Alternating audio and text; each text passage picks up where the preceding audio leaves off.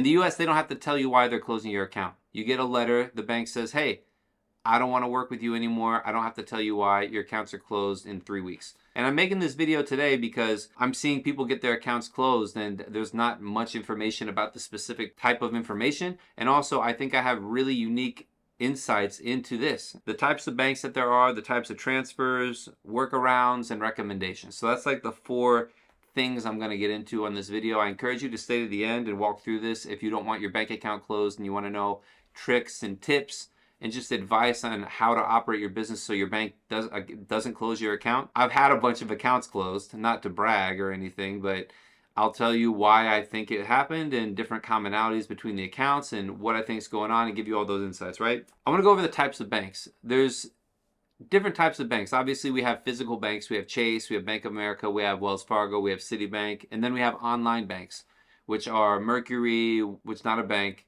Relayfi, not a bank, and Highbeam, and those different like fintech built on top of banks. There's a number of those as well. And then we have tier 3, which is Wise.com, AirWallex. I've been playing around with Lian, this other fintech company, but they're not banks at all. They don't have banking partners. They're money transfer intermediaries. So they're allowing you to receive funds in different currency accounts for your business. So if you have an LLC, you can receive funds in pounds or in euros or in whatever kroner, whatever currency you want based on how these accounts are set up. So now we're getting, those are the types of banks. Now we're going to get into the types of transfers. Most banks don't really care much about money coming in. When you're selling $100 million on Amazon or through Stripe, the money's coming into your account. The banks, I've never seen a bank question money coming into the account. They love money coming into the bank.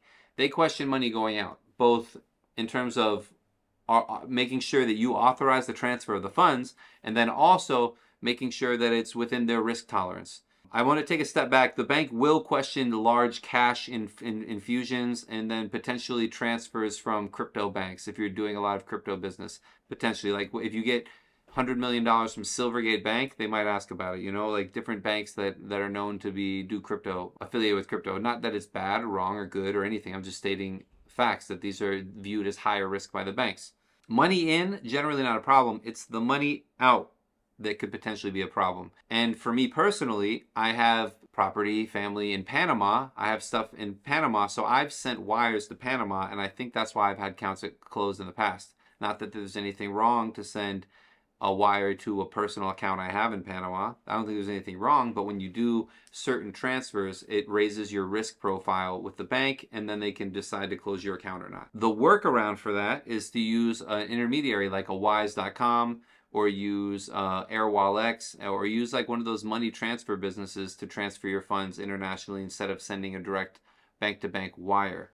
Unfortunately, some of the online banks like Mercury and Relay have some restrictions on their international transfers. So, for example, when I was doing this, I couldn't send a wire from a Mercury business account to a Panama personal bank account because in Panama they wouldn't accept it because it's a correspondent bank. There's different levels of banking in terms of sending international wires. All the banks have their own rules as they're entitled to have. So, you know, money in's not a problem. Wires out, I would try to use an intermediary to pay wires out or use one account. If you have 5 bank accounts, don't send wires to China to pay your e-com providers from every single account.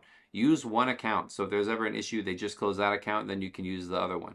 That's always going to be a recommendation as we jump to the last step, is have multiple accounts. But if you have to withdraw cash or do anything like that, like withdrawing cash generally isn't a problem. And we have clients that are using debit cards from the online banks all over the world withdrawing cash. It's not a problem. But, you know, be careful withdrawing too much cash. Some banks do have limits on that. And I haven't really seen too many issues with cash withdrawals, but I have seen it with a lot of large transactions without telling the bank. So really from the US account, you have like ACH deposits, which is a regular bank-to-bank deposit. You have wires, which is a different kind of transfer. And then you have like settlements from credit card processing and stuff. So those are the main kind of transfers. Like I said, the money in doesn't matter. The money out does make a difference, but it mostly depends on where you're sending it. Banks also don't like to see you do through accounts. So if you have 100,000 going to your account every day and you send it all immediately out to another account, they don't like to see you keep no balance in the account, especially if it's money in, money out, and there's large numbers. They want you to keep some kind of balance and have lots of actual smaller business transactions. That's how they make their money. and I've seen that those accounts do better. So now let's get to some workarounds. The workarounds for sending money internationally is, like I said, Wise.com, AirWallex. These are businesses that are just meant to be sending money internationally in different currencies between different types of accounts. So if you're sending a lot of money abroad, it makes sense, and it's probably going to be cheaper to use one of these kind of money intermediaries. That way, from Chase or from Mercury's side, you're just sending a wire or an ACH from one US account in the company name to another US account in the company name. And from there, you're sending money to China or to Thailand or wherever you're sending it to pay your providers. That's the way I would set it up, to be lower risk for getting your US accounts shut down, because you always need to receive the money. Paying providers, number one is get paid. Number two is pay your people. If you can't get paid, you can't pay your people. So you have to always make sure you keep your accounts open to get paid. Okay, so that's like the main workaround I was thinking about. The other way would be like if you have a foreign company, like I talked to someone today, he has a business in Thailand and he has a Wise account for that business.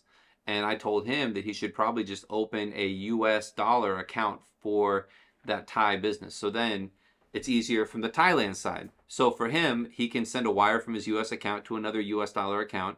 And then the Thai company has its own Wise account. It translates the dollars to Thai baht, whatever the Thailand currency is.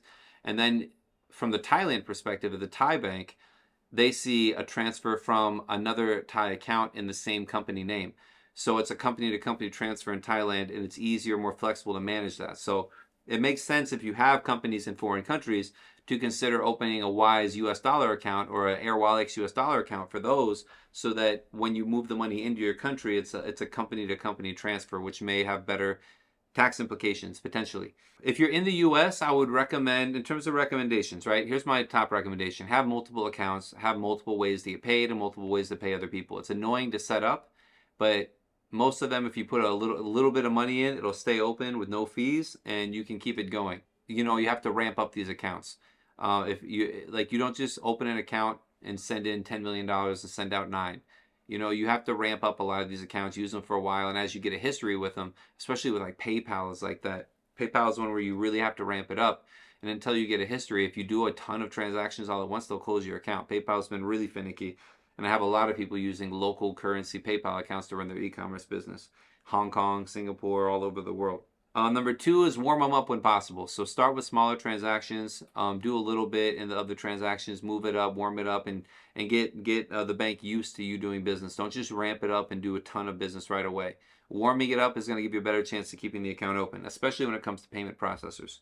Number three is definitely take advantage of the online accounts and the especially even if you're in the US, the online accounts are great. I would also recommend using credit unions where you can have a relationship with a banker, and that's mostly for people who are in the US.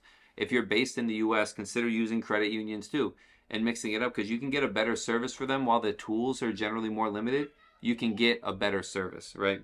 If you need help opening companies, opening these accounts, and figuring this kind of stuff out for yourself, I'd love to have a technical consult with you. You can schedule a call with my team for free or with me.